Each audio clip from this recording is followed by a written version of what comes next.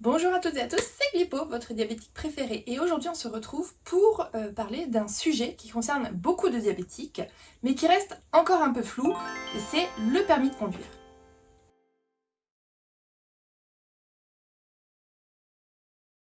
Avant tout, n'oubliez pas de vous abonner et d'activer la petite cloche de notification pour ne rien louper. Vous pouvez également me suivre sur mes autres réseaux sociaux pour du contenu un peu plus court et exclusif.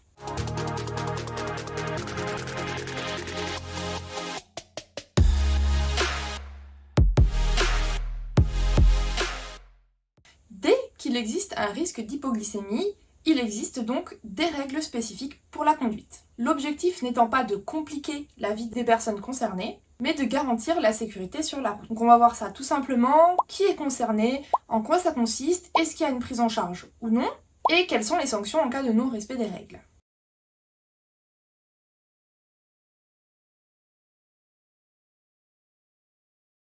La première chose importante, en France, être diabétique n'est pas incompatible avec la conduite. La vraie question, ce n'est pas le diabète en lui-même, mais c'est le risque d'hypoglycémie. Concrètement, les personnes surtout concernées sont celles qui ont un traitement qui fait donc baisser la glycémie.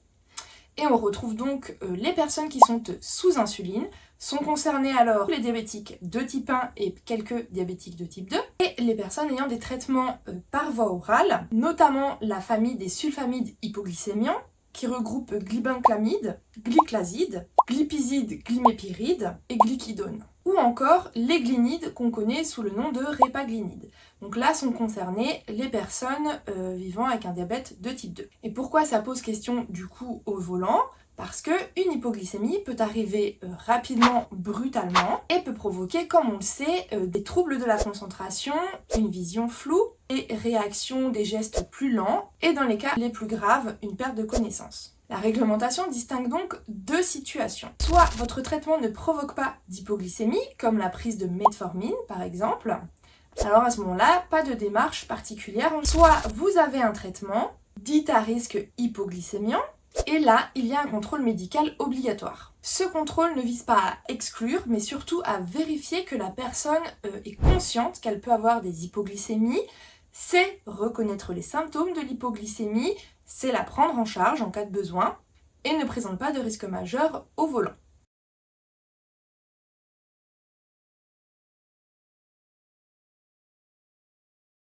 Quand vous êtes concerné par ce suivi médical, le permis n'est plus valable à vie. Il est délivré pour une durée limitée allant de 1 à 5 ans selon la directive 2006-206-CE. Ici, on parle bien sûr des conducteurs de poids légers. Sachez que la réglementation pour les conducteurs de poids lourds est encore différente puisque la durée de l'aptitude, donc du permis, ne peut être supérieure à 3 ans. Donc étape 1, déjà, il faut vérifier ton permis et sa validité. Elles sont notées par catégorie au dos. Si elle arrive à échéance, il faut anticiper. Sinon, il faut faire les démarches. Étape 2, il faut donc prendre rendez-vous avec un médecin agréé. Et là, le point important, ça n'est pas votre médecin traitant, c'est un médecin qui est inscrit sur une liste préfectorale.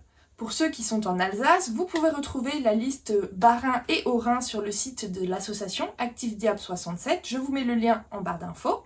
Et puis pour les autres, je vous invite à vous rapprocher des associations locales qui ont sans doute fait la même démarche que cette association dans le 67. Donc pendant la consultation, ce médecin va regarder plusieurs choses. En premier temps, il va vérifier votre équilibre glycémique, s'il y a des hypoglycémies récentes, si les symptômes sont ressentis correctement et s'il y a des complications éventuelles. Lors de ce rendez-vous, il faudra pré-remplir un formulaire CERFA que vous retrouverez dans mes dossiers permis de conduire sur le site de l'association. Pareil, vous pouvez le télécharger directement. C'est le formulaire CERFA 14880 02 qui s'appelle permis de conduire avis médical. Il faudra y joindre une pièce d'identité, des documents médicaux comme une ordonnance récente, une prise de sang récente, l'attestation d'aptitude que vous pouvez aussi télécharger sur le site de l'association au même endroit, qui sera dûment rempli par le diabétologue ou le médecin traitant, et éventuellement un courrier du cardiologue et de l'ophtalmo, puisque rappelons-le, la visite chez le cardiologue et chez l'ophtalmo, c'est tous les ans. Étape 3. La vie médicale sera donc établie par ce médecin. Il peut en premier temps vous désigner comme étant apte à la conduite mais avec une durée limitée, apte à la conduite sous condition, ou alors inapte à la conduite. Une fois que tout est OK, vous faites votre demande à la NTS. Sur le site en ligne, il faudra y ajouter donc l'avis médical, une pièce d'identité, un justificatif de domicile et une photo signature. Ensuite, quelques semaines après, vous recevez donc le nouveau permis de conduire à votre domicile. Il faut quand même compter 1 à 2 mois de procédure, donc il va falloir anticiper. Maintenant, la question qu'on se pose tous dans la France de Macron,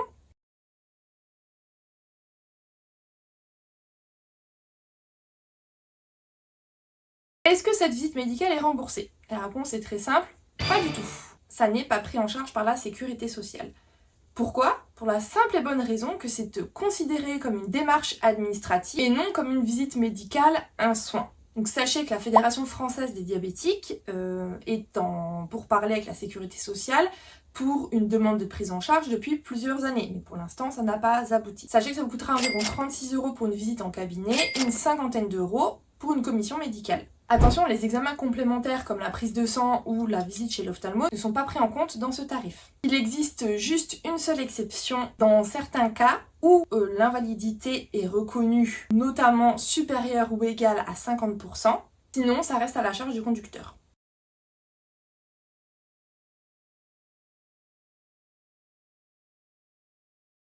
Là, on arrive à la partie la plus importante, parce que beaucoup de personnes ne savent pas ce qu'elles risquent réellement. Donc la circulaire du 3 août 2012 prévoit de sanctionner l'usager qui n'aurait pas respecté ses obligations, qu'il l'ait fait sciemment ou non.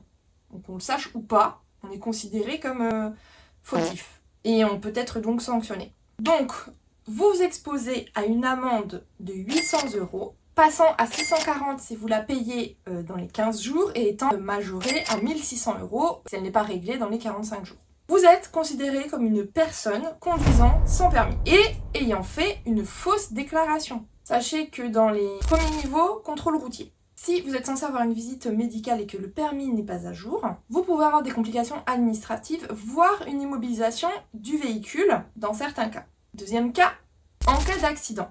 C'est le point le plus grave et c'est là que ça devient sérieux. Si vous avez un accident et que votre obligation du contrôle médical est non respectée ou que l'aptitude n'a pas été validée, alors l'assurance peut refuser d'indemniser ou même se retourner contre vous pour récupérer les sommes versées puisque ces obligations conditionnent la validité du permis. Troisième point, la responsabilité pénale. En cas d'accident grave, le fait de conduire sans respecter une aptitude ou une obligation médicale peut être considéré comme une mise en danger d'autrui avec des poursuites judiciaires, des sanctions pénales et aggravation des peines en cas de blessure, voire de décès. Et enfin, en cas d'hypoglycémie au volant, si une hypoglycémie est reconnue, répétée ou mal gérée et qu'elle provoque un accident, la responsabilité du conducteur est fortement engagée. Le fait de ne pas déclarer son diabète à la préfecture et de ne pas se soumettre au contrôle médical de l'aptitude à la conduite invalide le permis. Cela peut donc entraîner un refus par l'assureur d'adhésion au contrat ou le refus d'exécution des garanties d'un contrat en cours. Sachez qu'avoir un permis à durée limitée n'entraîne en aucun cas une surprime de cotisation d'assurance.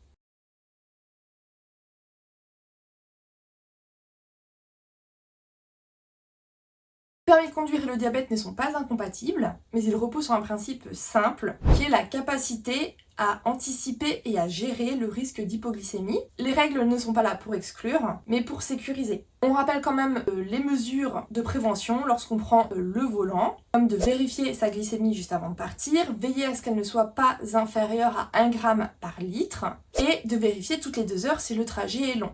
Veillez à toujours avoir à portée de main portière, accoudoir, boîte à gants, des dosettes de sucre, des dosettes de glucose, de quoi vous resucrer ou une boisson sucrée pour envoyer un peu. Je vous laisse aller voir la vidéo sur les hypoglycémies, elle date un peu, mais la liste de symptômes que vous retrouvez est toujours valable. D'ailleurs, sachez qu'elle est non exhaustive et qu'il peut y en avoir d'autres. Merci à toutes et à tous d'avoir regardé cette vidéo, j'espère que vous avez trouvé quand même du contenu utile et inspirant.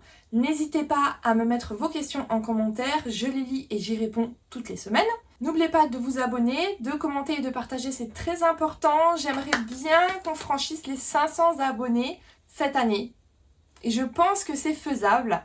Alors, allez-y. Continuez à prendre soin de vous, à vous informer et à soutenir ceux qui vivent avec un diabète. À dans 15 jours.